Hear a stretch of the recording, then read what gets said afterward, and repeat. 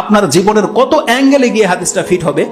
আপনার 24 ঘন্টা সময়ের মধ্যে আপনি যে 8 ঘন্টা নষ্ট করতেন, এই একটা হাদিসের উপর আমল করলে আপনার 8 ঘন্টা বেঁচে যাবে। যারা এই যে ভ্রমণের নামে একটু আমোদ প্রমোদের জন্য আপনারা যারা ভিজিট করতে যান বিভিন্ন সৈকতে আর বন জঙ্গলে গিয়ে সেলফি উঠান, আপনার মধ্যে দিনদারিত্বের ত্রুটি আছে। এটা আমি মাহমুদ বলে দিলাম আপনাকে।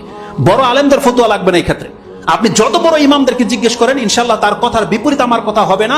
নিঃসন্দেহে এটা কোনোদিন ইসলামিক থিওরি হতে পারে না।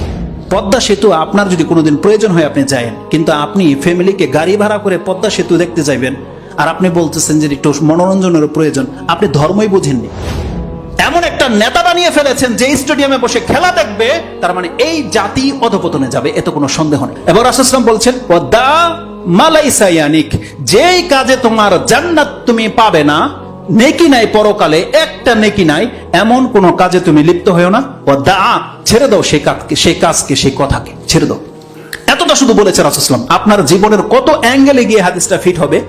আপনার 24 ঘন্টা সময়ের মধ্যে আপনি যে 8 ঘন্টা নষ্ট করতেন, এই একটা হাদিসের উপর আমল করলে আপনার 8 ঘন্টা বেঁচে যাবে। আপনি দেখেন আপনি কত ঘন্টা নষ্ট করেন, কোথায় বসে আপনি কত ঘন্টা নষ্ট করেন। আরে আমাদের সালাফরা খাদ্যের ক্ষেত্রে আমরা ঘন্টার পর ঘন্টা লোকে বসে বসে খাই, তারা এত সময় খাদ্যের মধ্যে ব্যবহার করতো না।